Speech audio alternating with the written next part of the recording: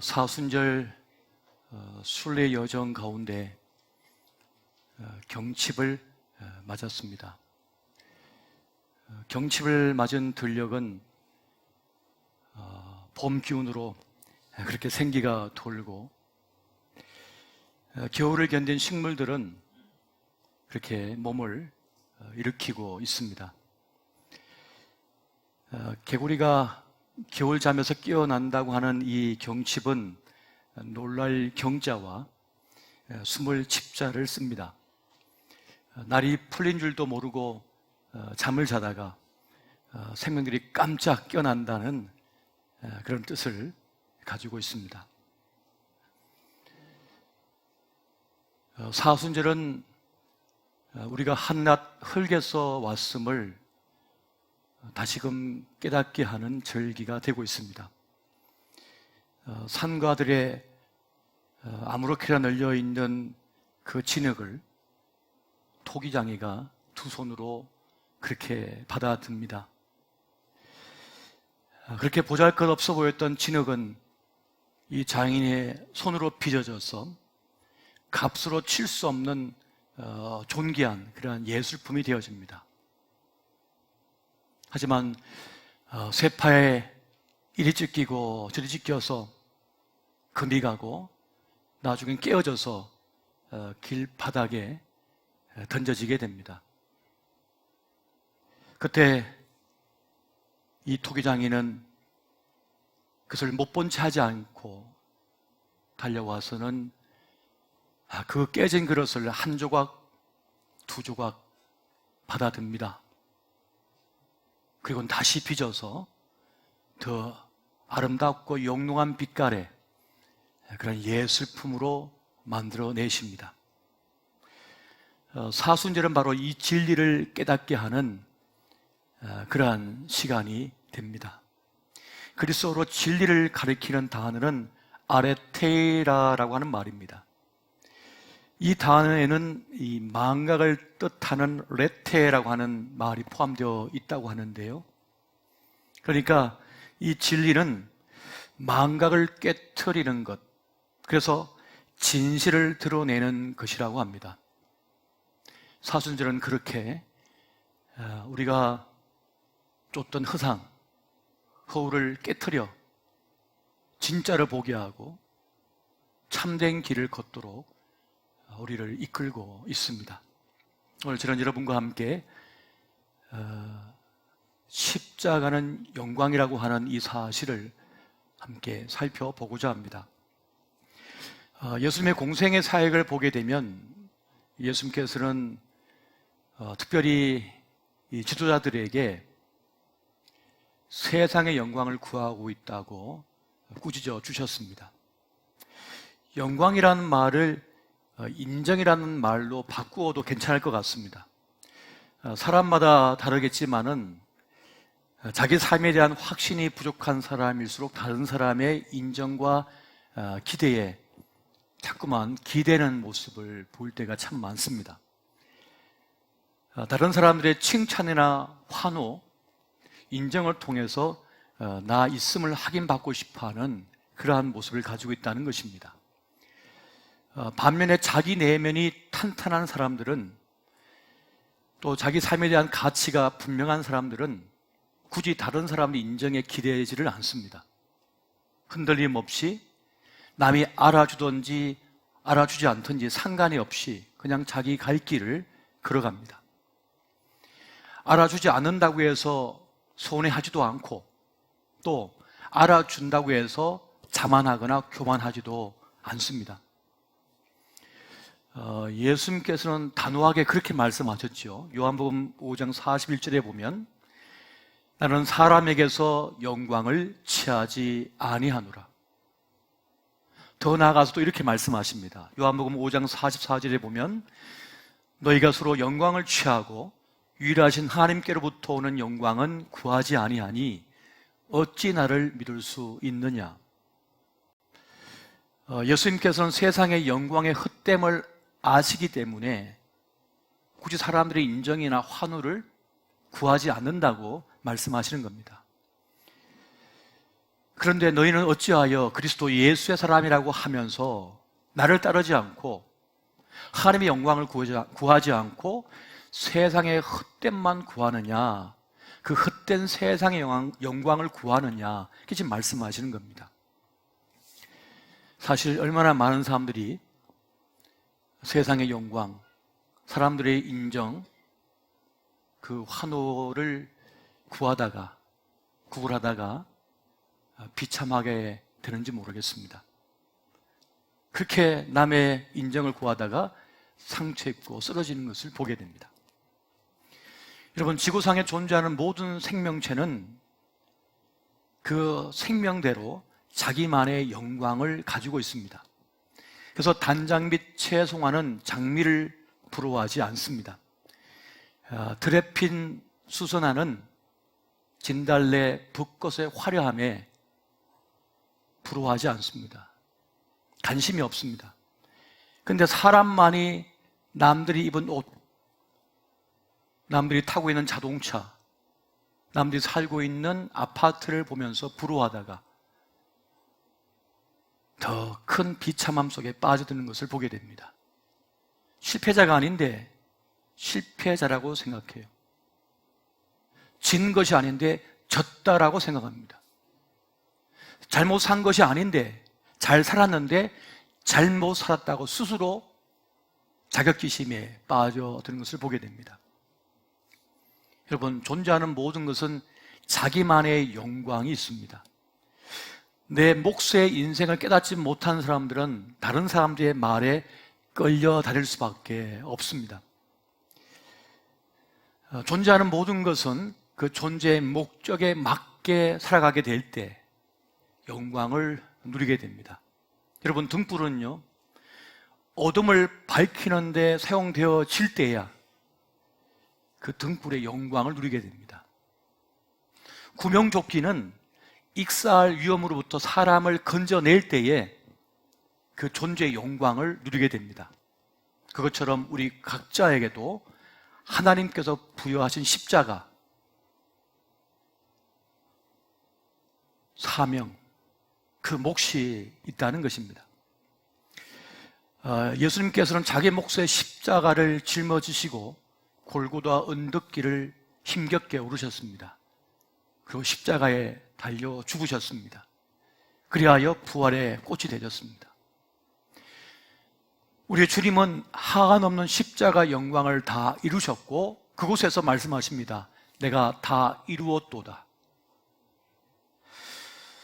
여러분, 사명을 다 완수한 이들은 만족이 있고 행복이 있으며 그 자리에서 다 이루었다는 말을 할 수가 있습니다.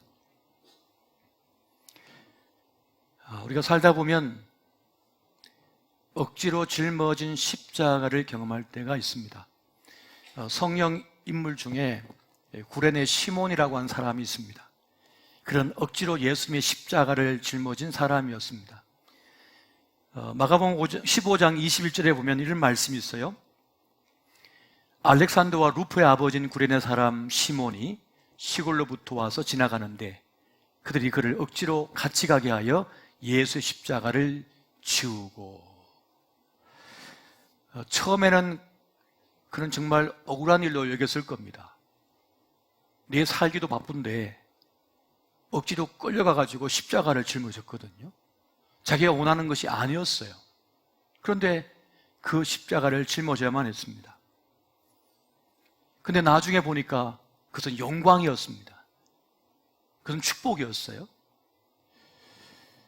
나중에 그의 가족은 다 예수 믿는 사람이 되었고 하나님 앞에 귀하게 쓰임받는 믿음의 가문이 되었습니다. 바울은 이렇게 말씀하고 있습니다. 로마서 16장 13절을 보면 주 안에서 택하심을 입은 루포와 그의 어머니에게 문안하라. 그의 어머니는 곧 내 어머니니라. 루포가 누굽니까? 구레네 시몬의 아들입니다.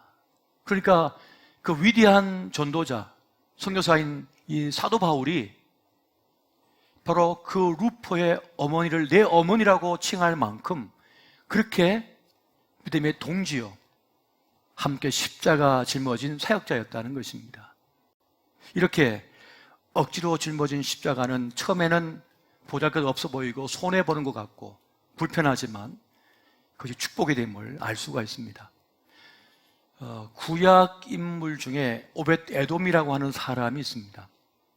다윗이 헤브론 통치 7년 6개월을 마치고 이제 예루살렘에서 33년간 통치할 때 그의 마음속에 늘 한 가지 아쉬운 점이 있어요. 그것은 여호와의 궤, 법궤를 자기 다윗성으로 모셔오지 못한 것입니다.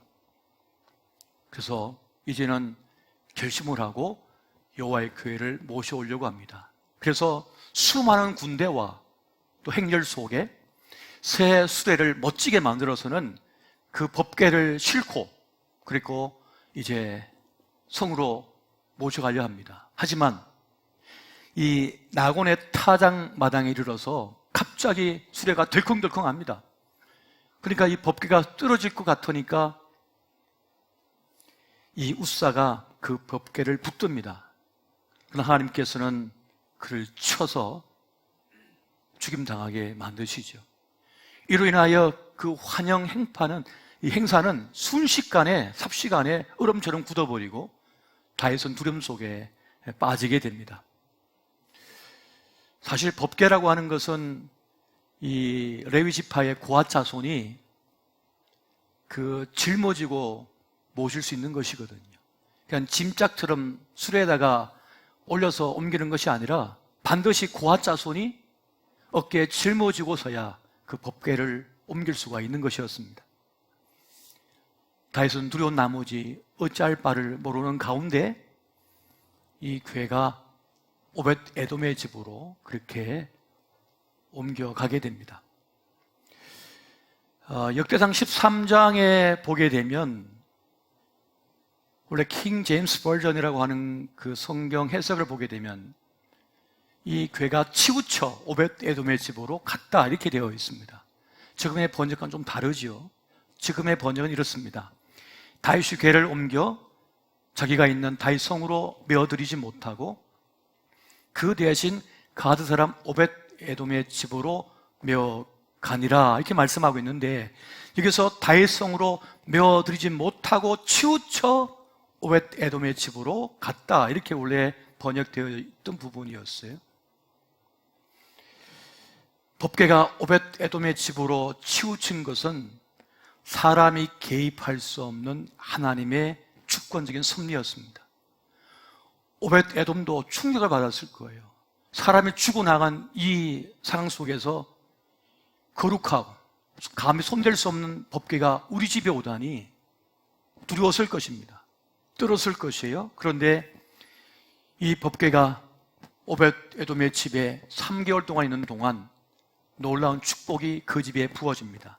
14절 말씀 보니까 하나님의 궤가 오벳 에돔의 집에서 그의 가족과 함께 석 달을 있으니라. 여호와께서 오벳 에돔의 집과 그의 모든 소유에 복을 내리셨더라.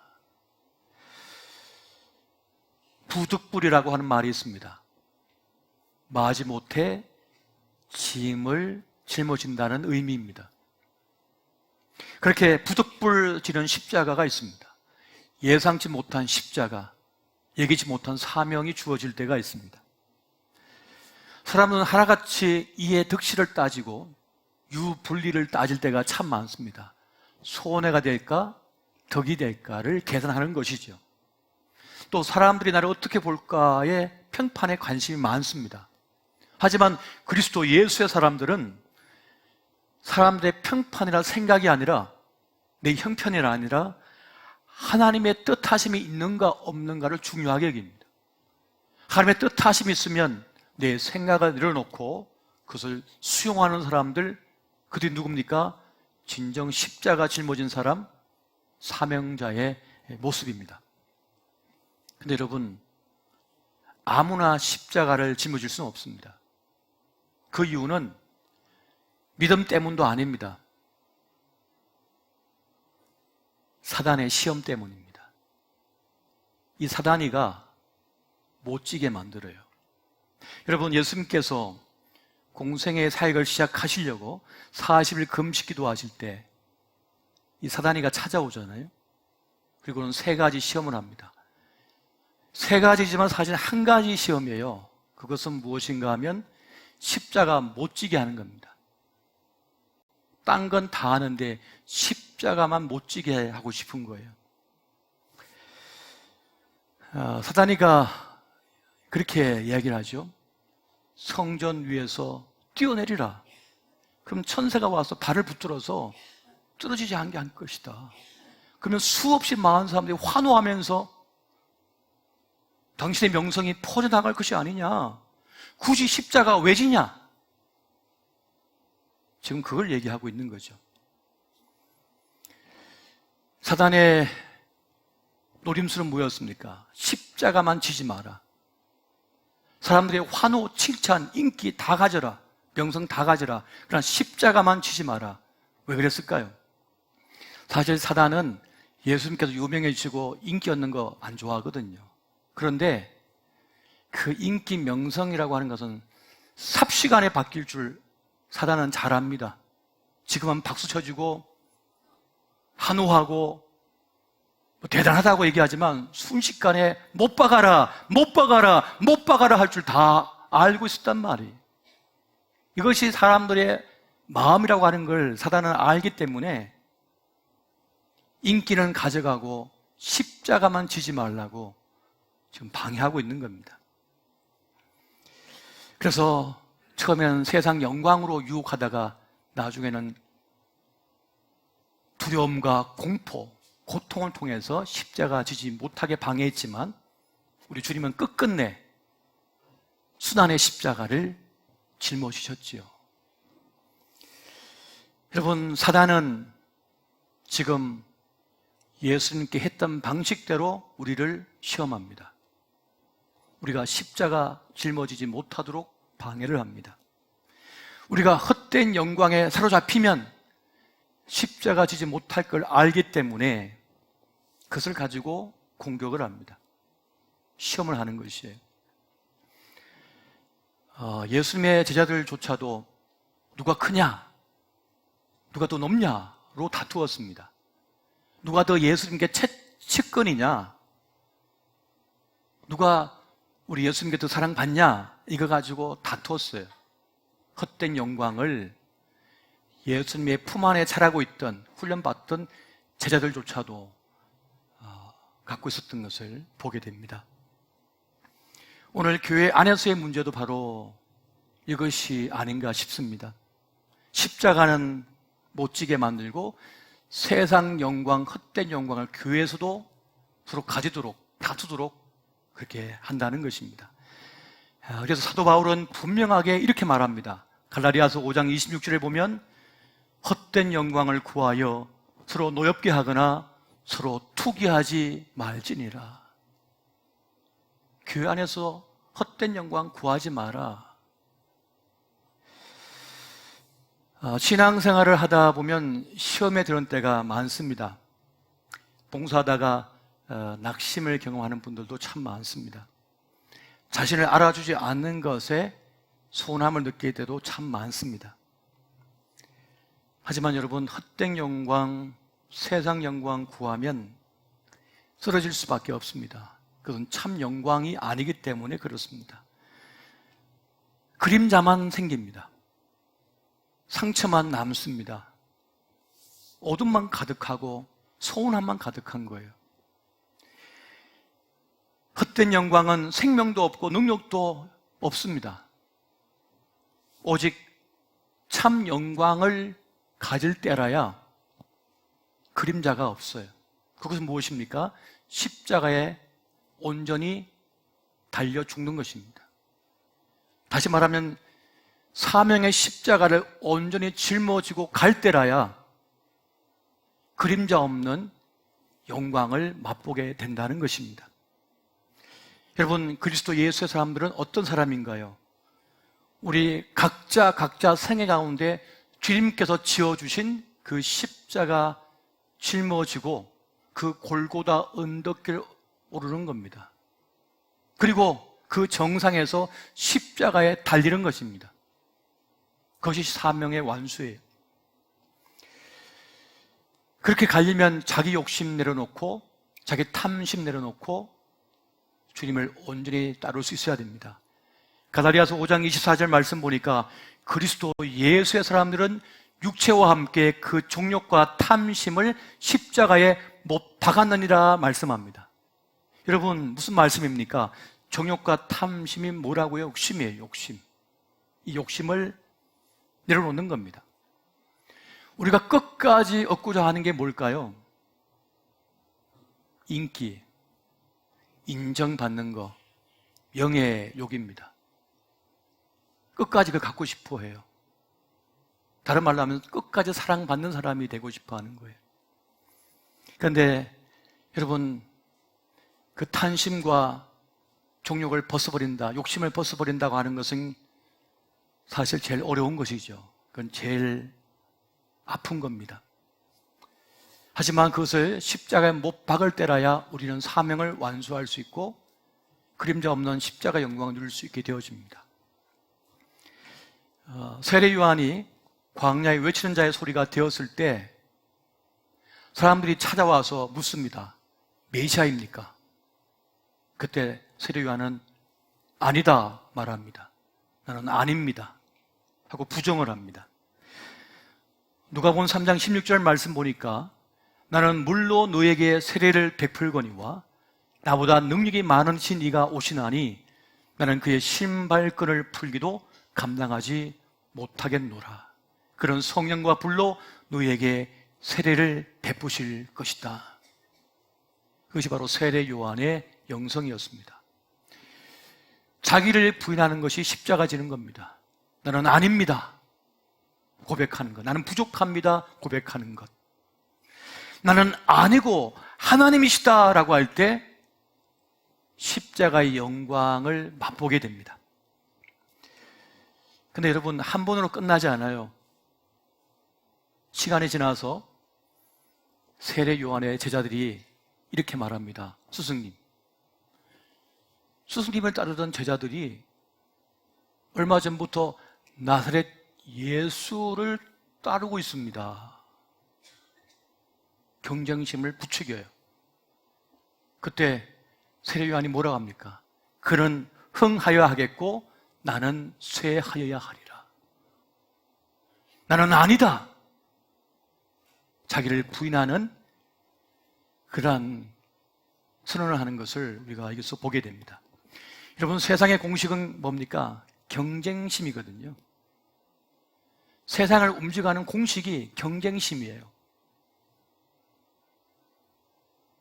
그런데 세례 요한은 세상의 공식을 따르지 않고 하나님의 공식을 따릅니다.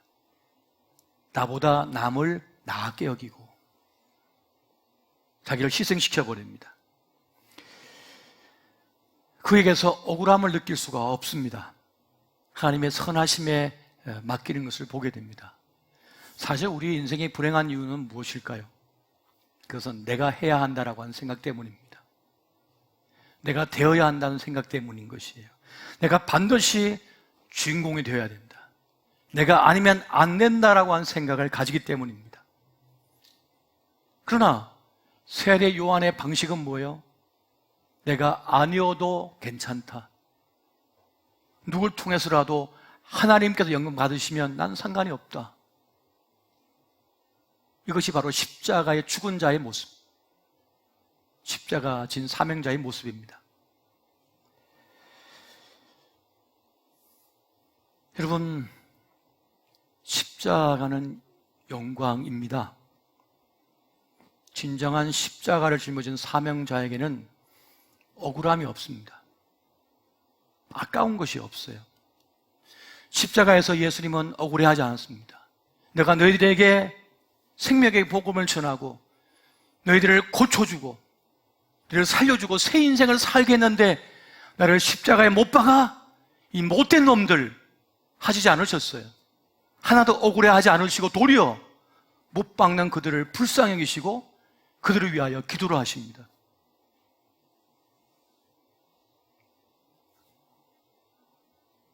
그런 부모 있습니까? 억울해. 이 자식들을 위해서 내가 그렇게 고생했단 말인가? 대학 보내고 시집 장가 보내고 억울해 죽겠어 하는 부모가 있으면 그 부모는 덜 된 부모이죠. 아무리 못되게 굴었어도 그 자식 불쌍히 여기고 잘 되기를 바라는 것이 부모의 마음이거든요.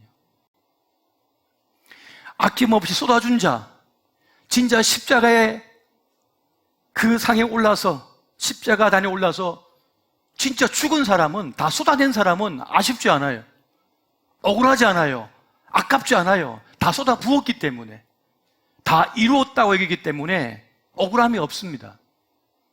문제는 덜 죽었기 때문에 문제가 되는 것이죠. 진정으로 십자가라 짊어지고 그 골고다 언덕길 올라 정상에 올라 십자가에 못 박힌 이는 내가 다 이루었습니다, 주님. 주님 맡기신 사명 다 감당했습니다 하면서 자신의 마지막을 받아들입니다. 세상 아쉬울 거 하나 없어요. 하지만 헛된 영광, 세상 영광에 목매하고 거기에 모든 걸 그렸던 이들은 아쉬워 억울해 하면서 끝나요. 그러나 진정 십자가 짊어진 이들, 십자가에 못 박혀 죽은 이들은 주님 감사합니다. 우리 한평생 주님 맡기신 사명 감당할 수 있었으니 너무나 고맙습니다. 억지로라도 나에게 십자가 주시는 거 감사합니다 하면서 마지막을 맞이합니다. 지난 월요일 우리가 지원하고 기도했던 남아프리카 공화국 짐바브웨에서 사역하시던 정인영 선교사님께서 하나님의 부르심을 받았습니다. 이 코로나 위험 속에서도 자기 양떼, 그 아프리카 성도들을 차마 외면할 수 없어 끝까지 거기서 남으셨어요. 쓰러져가는 그들을 간호하고 장례를 치러주고 함께 했어요. 고아가 된 아이들을 돌봐주고 하다가 그도 코로나에 확진되었습니다. 그래서 온몸의 기능이 마비되고 폐가 염증으로 쓸 수 없게 되고 이렇게 40일 동안 싸우다 모든 걸 쏟아내고 하나님의 부르심을 받으셨습니다. 조금도 억울하지 않고 조금도 아깝지 않고 그들과 함께 운명을 같이 한 것을 기뻐하면서 그 생을 마감하셨습니다. 지난 월요일 저녁에 남아공에 사역하시는 이호영 선교사님이 저에게 카톡으로 이 소식을 알려주셨어요. 이호영 선교사님도 코로나가 창궐한 속에서도 자기 딸 넷 때리고 우간다로 들어가셨지요. 제가 얘기했습니다. 작전상 후퇴도 있는데 굳이 들어가야겠습니까?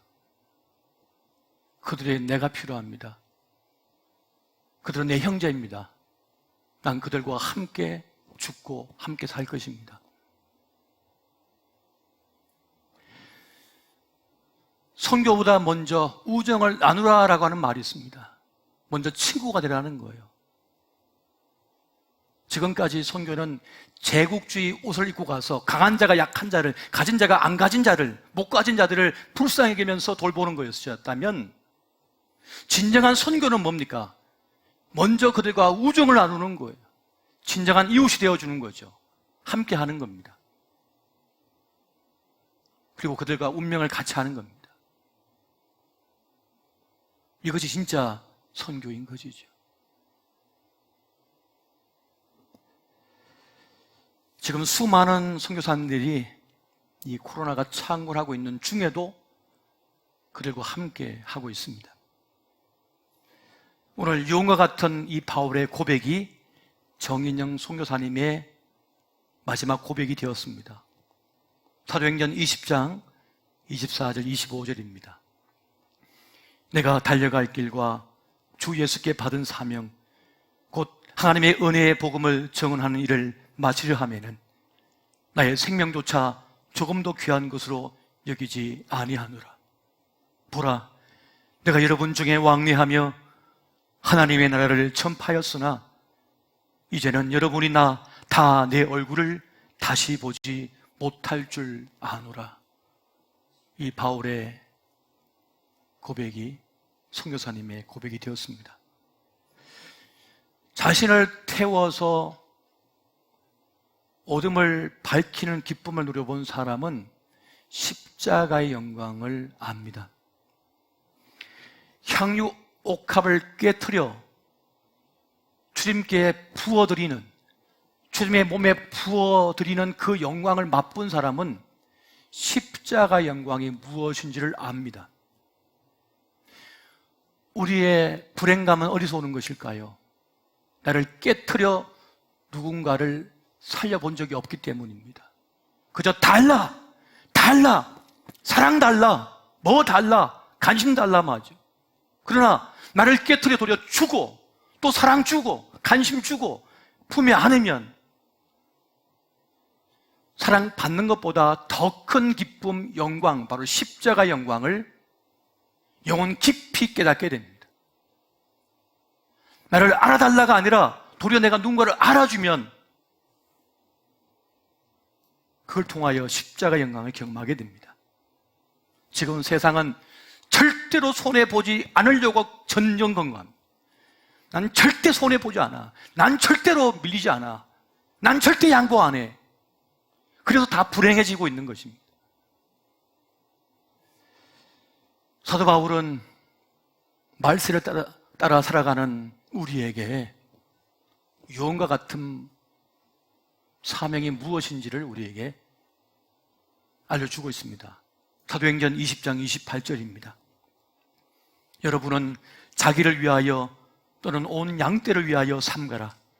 성령이 그들 가운데 여러분을 감독자로 삼고 하나님이 자기 피로 사신 교회를 보살피게 하셨느니라.